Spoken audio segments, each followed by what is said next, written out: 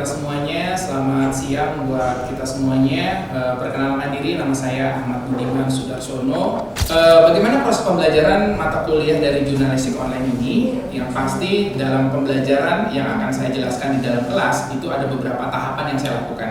Yang pertama, biasanya saya melakukan yang namanya review materi minggu lalu. Gunanya apa? Biar teman-teman mengingatkan teman-teman saat mereka pembelajaran di minggu lalu, ada yang ingat, ada yang lupa, jadi harus mereview materi minggu lalu dengan harapan mereka mengingat kembali. Lalu yang kedua adalah biasanya saya penyampaian materi. Penyampaian materi ini saya lakukan setelah melakukan penyampaian materi, biasanya ada sesi diskusi ataupun tanya jawab. Sedangkan tugas mendapatkan porsi 15%, kuis 10%, keaktifan dan juga diskusi itu angkanya 5%, UTS mendapatkan 25%, sedangkan UAS kurang lebih 25%. Sebelum berikutnya juga akan saya menjelaskan tentang deskripsi mata kuliah jurnalistik online. Apa itu deskripsi mata kuliah jurnalistik online? Ini adalah sebagai mata kuliah lanjutan dari mata kuliah sebelumnya, yaitu mata kuliah dasar-dasar jurnalistik. Dengan harapan mahasiswa dapat memiliki kemampuan tentang jurnalistik online, gitu ya. Selain itu, mata kuliah jurnalistik online memiliki tujuan tidak saja untuk mengembangkan kemampuan analisis dan etis untuk memahami kekhasan dalam menulis berita online, akan tetapi mahasiswa juga diharapkan dipersiapkan untuk dapat menulis berita dan juga memproduksi dari portal berita media online, ya. Sementara itu, pembelajaran akan dilaksanakan menggunakan pendekatan studi kasus dengan harapan mahasiswa punya kasus peliputan lapangan, lalu mereka melakukan liputan, mewawancari narasumber, lalu mereka membuat beritanya, gitu ya. Selain studi kasus juga diantaranya melalui metode penugasan, ya, penugasan yang kasih metode kasus, yaitu dilakukan uji klinis apakah mahasiswa benar-benar dalam mata kuliah ini bisa menulis berita media online, mengerti tentang perbedaan media cetak dan juga media online.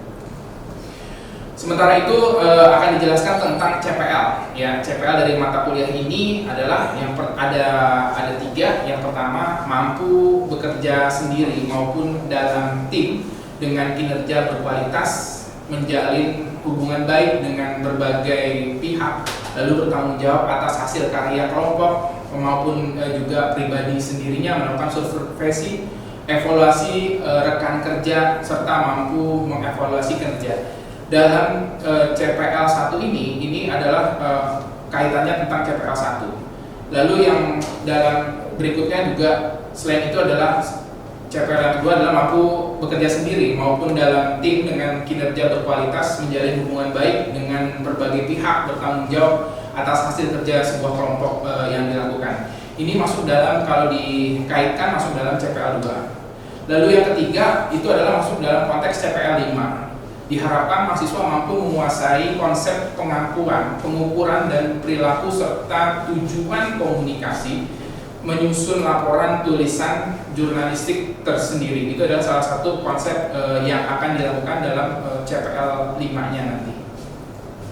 Selain CPL juga ada namanya CPMK, capaian pembelajaran mata kuliah jurnalistik online ini ada beberapa hal. Yang pertama, harapannya adalah mahasiswa mampu memahami definisi jurnalistik online serta jurnalistik online di Indonesia itu seperti apa. Lalu yang kedua adalah harapannya mahasiswa mampu memahami dan menjelaskan tujuan dari jurnalistik online.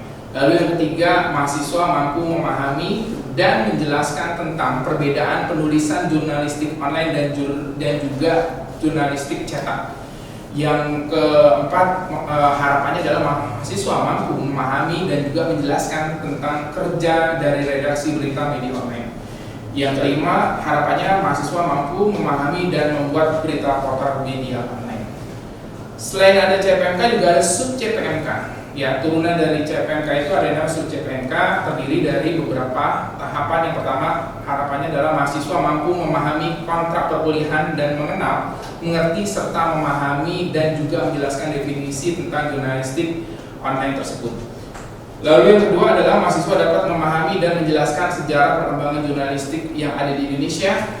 Yang ketiga, harapannya mahasiswa mampu mengetahui dan memahami, dapat menjelaskan pentingnya memahami unsur 5W dan plus 1H dalam penulisan sebuah berita.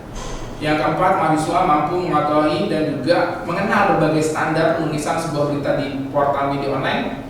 Yang kelima, mahasiswa dapat memahami dan mempresentasikan elemen struktur penulisan berita dari lead, kutipan, isi, dan juga penutup.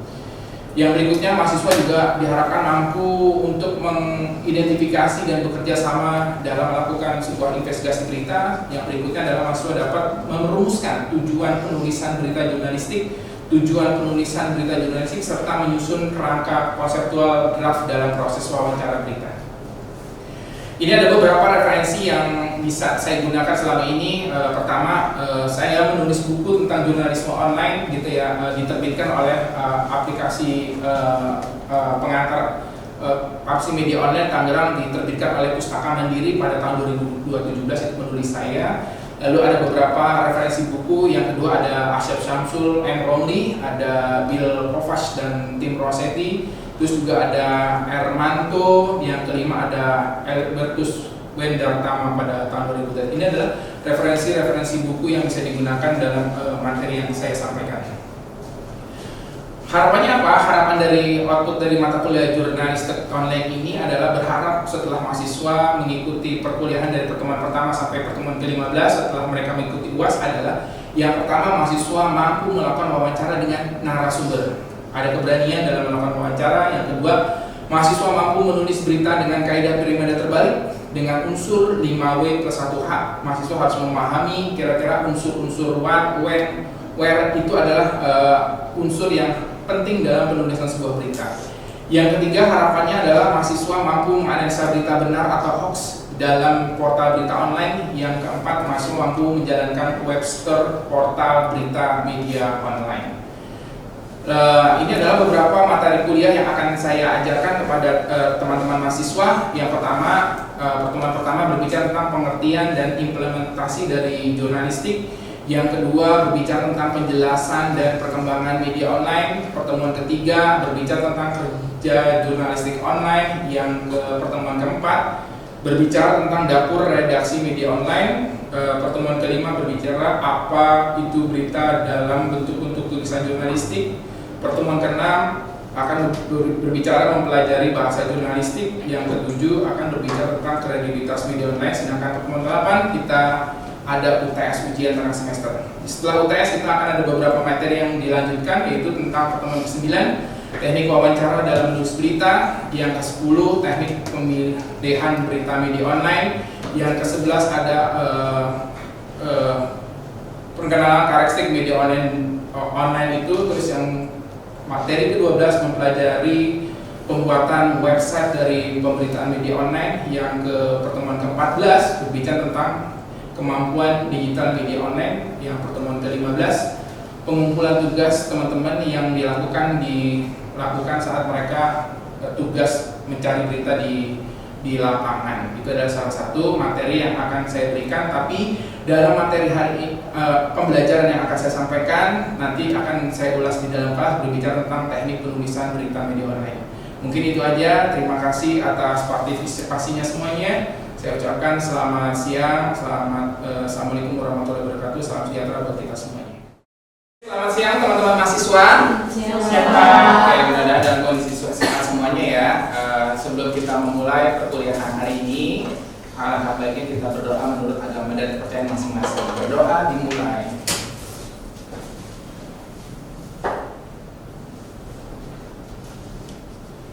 Oke, berdoa selesai. Hari ini kita akan berbicara tentang pertemuan ke-10 ya, berbicara tentang teknik penulisan berita media online ya. Akan tetapi sebelum kita memulai materi yang akan kita sampaikan, kita akan mengulas materi minggu lalu ya. Minggu lalu itu berbicara tentang teknik wawancara saat kita melakukan ketemu dengan narasumber. Apa aja yang harus dilakukan gitu ya. Oke, dalam review materi ini gitu ya, teknik wawancara dalam penulisan berita itu nanti dalam garis besarnya wawancara itu dibagi menjadi 4 tahap. Tahap yang pertama doorstop, yang kedua menggunakan by phone, yang ketiga saat konferensi pers, yang keempat adalah wawancara eksklusif. Lalu apa yang disebut dengan doorstop? Doorstop itu biasanya rekan-rekan wartawan itu melakukannya menggunakan alat rekam saat wawancara itu si narasumber datang, gitu ya. Baik itu dia keluar dari pintu ataupun dia keluar dari ruangan, dari mana aja langsung kita todongkan dia dengan beberapa pertanyaan yang sangat inti. Itu namanya doorstop.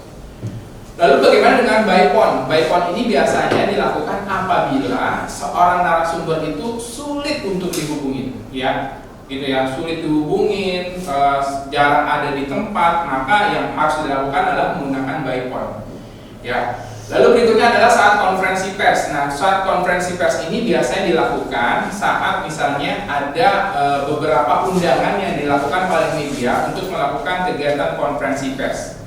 Konferensi pers ini biasanya teman-teman media cetak, media online, media TV itu sebelum melakukan konferensi pers biasanya sudah siap-siap dengan alat rekamnya untuk merekam. Itu salah satu bentuknya ya. Lalu berikutnya, wawancara yang dilakukan adalah wawancara eksklusif. Wawancara eksklusif ini biasanya dilakukan secara eksklusif. Misalnya contoh saat biasanya wawancara eksklusif itu dilakukan oleh rekan-rekan teman-teman majalah. Karena kenapa? Majalah itu punya space waktu yang sangat panjang, jadi menggunakan wawancara eksklusif.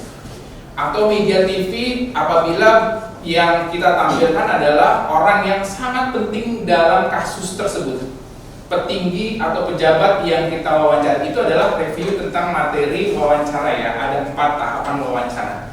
Oleh karena itu kita masuk ke materi kita pertemuan ke-10 yang berbicara tentang teknik penulisan berita media online. Ya, sebelum kita berbicara tentang penulisan berita, saya pengen juga mengkilas balik tentang apa itu berita. Ya, apa yang dimaksud dengan menulis berita?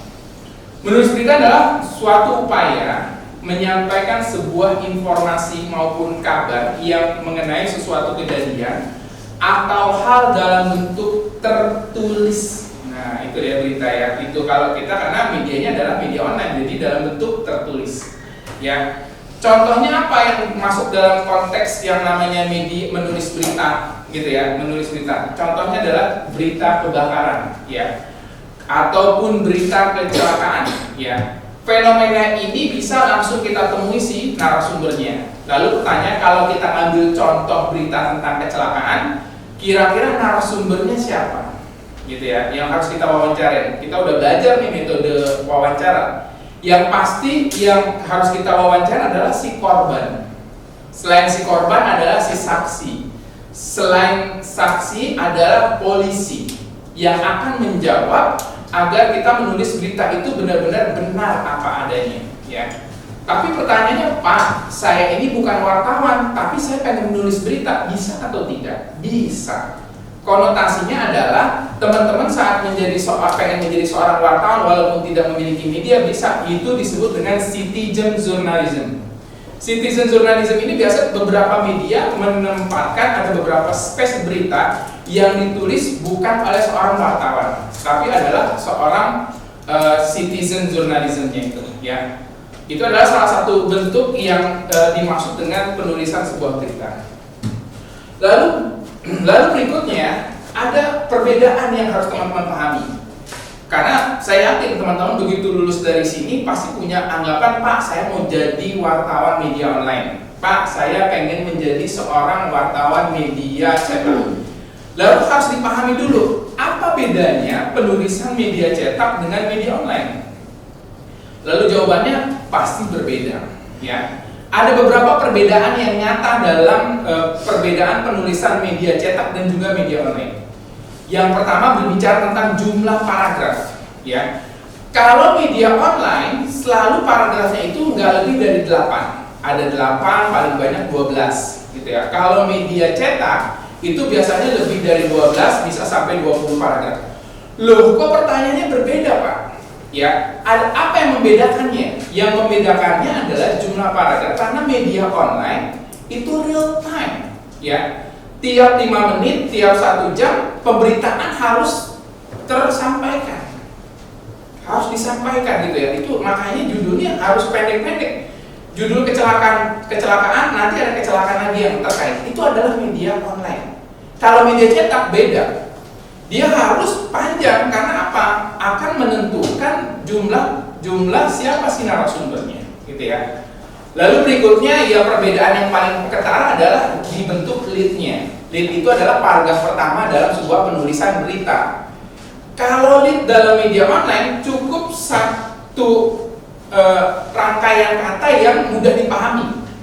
Tapi kalau misalnya media cetak itu biasanya dia terafiliasi dengan hasil wawancara, gitu ya. Jadi kalau lead di media online itu biasanya wartawan itu semacam kayak berpikir apa yang pengen ditulis. Tapi kalau di media cetak itu tidak bisa. Dia harus berpikir terafiliasi dengan apa yang diomongin oleh si narasumber. Lalu yang tidak adalah cara mengutip. Cara mengutip itu bagaimana? Ada perbedaan cara mengutip media online dengan media cetak. Cara mengutip media online itu ya hampir-hampir sama sih kalau menurut saya ya. Tapi bedanya kalau media online itu pakai tahun ya, ujar Ahmad Budiman Sudarsono gitu ya, dosen ilmu komunikasi bla bla bla bla gitu ya. Ini perbedaannya. Tapi kalau di media cetak ini biasanya dia tidak pakai tahunnya. Itu perbedaannya ya. Lalu berikutnya adalah jumlah narasumber. Kalau narasumber media online cukup satu aja gitu ya. Karena apa tadi? Real time waktu yang harus dikejar. Jadi cukup satu narasumber, asal beritanya ada unsur 5W+1H itu bisa jadi sebuah berita. Tapi kalau media cetak itu tidak bisa, ya harus menggunakan dua narasumber. Agar kenapa Pak? Karena ada kegiatan namanya pro dan kontra.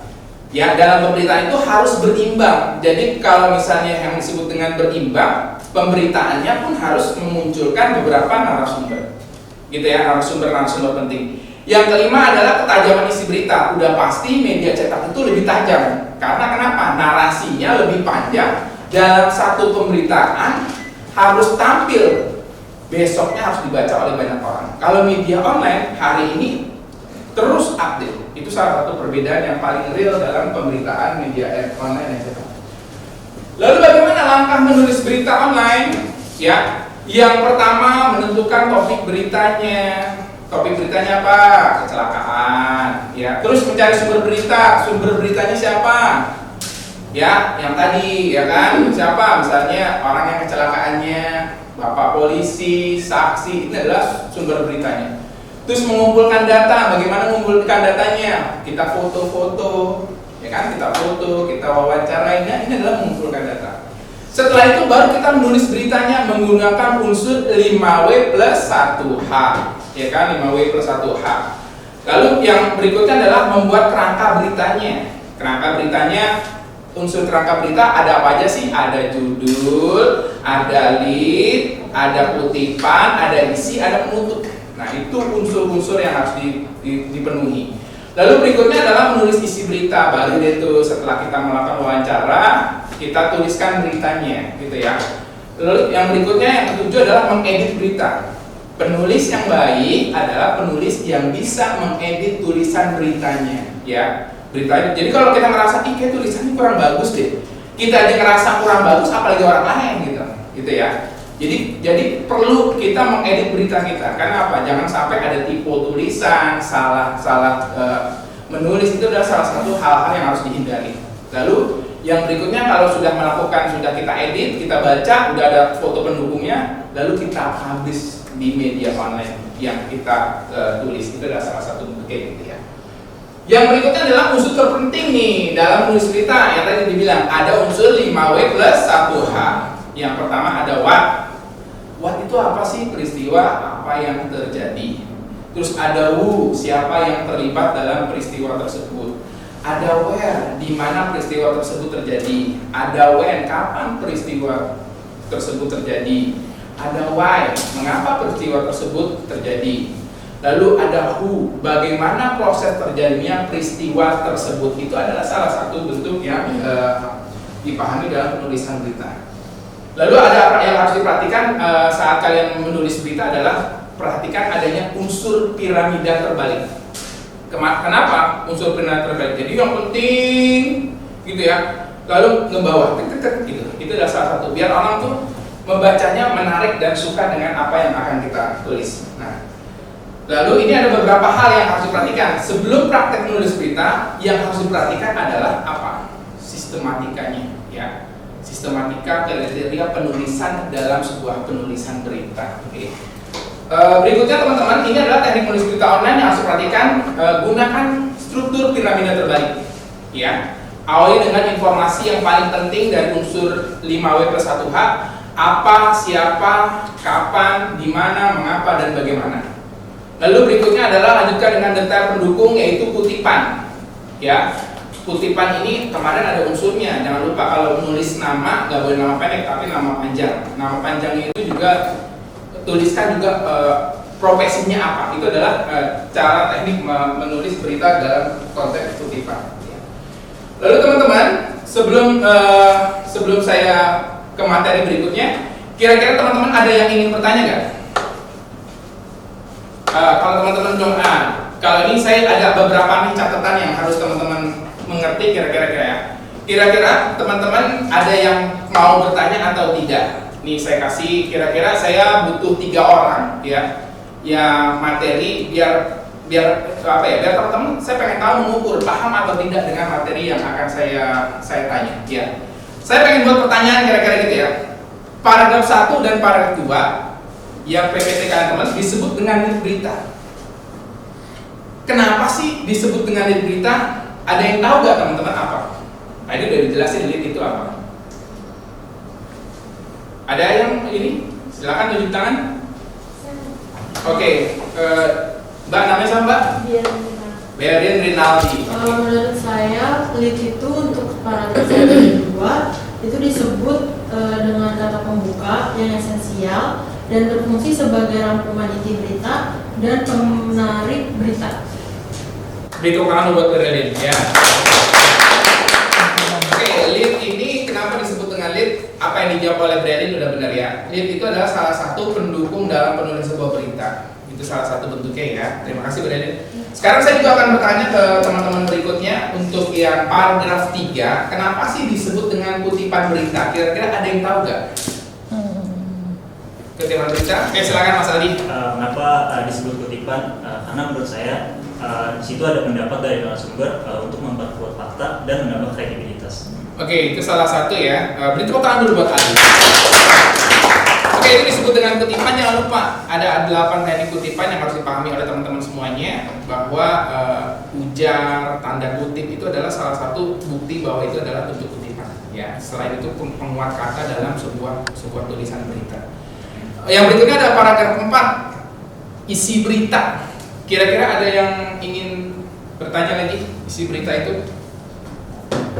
Isi berita. Mbak ini namanya siapa? Mbak Cindy. Oke. Mbak Cindy, kenapa nih paragraf 4 itu kenapa dia disebut dengan isi berita?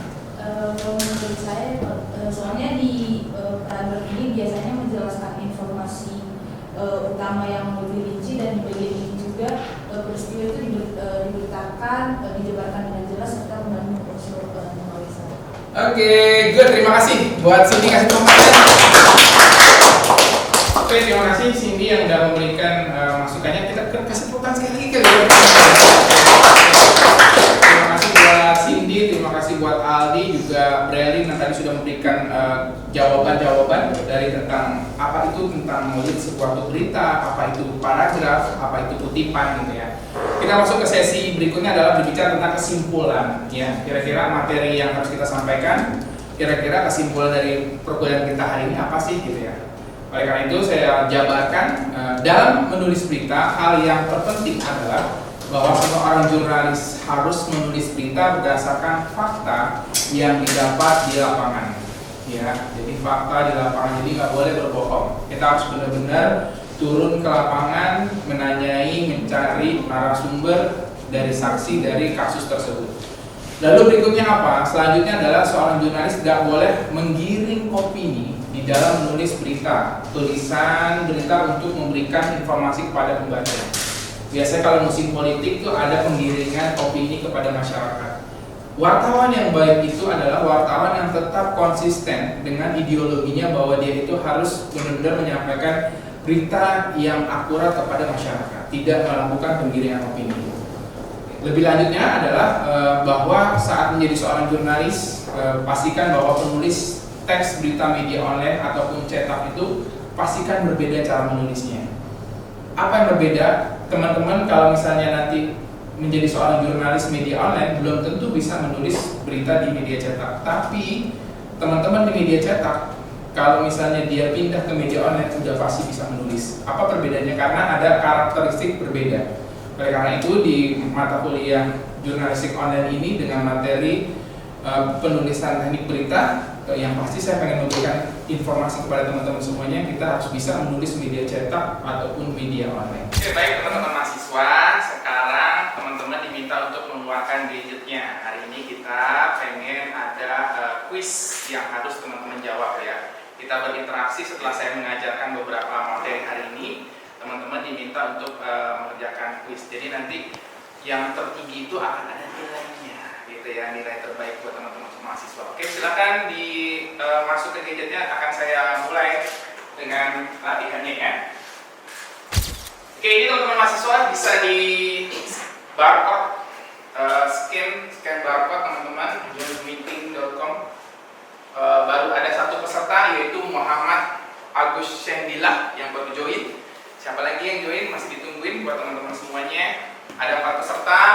Sudah ada Brandon Renaldi, ada Syafa, ada Alex, ada Muhammad Andra, yang lainnya masih ditunggu, baru 5 peserta.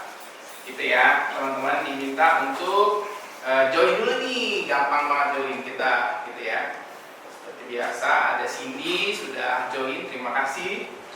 Teman-teman yang lainnya masih ditunggu sebelum kita mulai quiznya. Masih 7 peserta.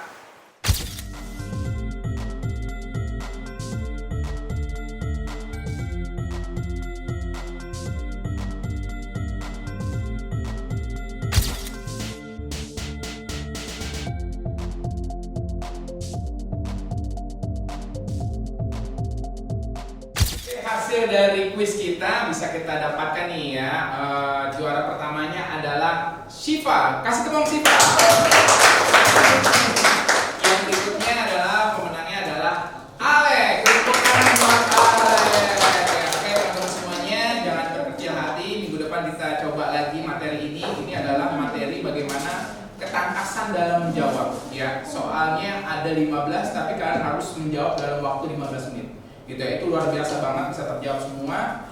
Lain waktu kita teman-teman semakin terbiasa dengan kuis yang saya sampaikan. Terima kasih buat semuanya. Saya akhiri perkuliahan. Assalamualaikum warahmatullahi wabarakatuh. Waalaikumsalam warahmatullahi wabarakatuh.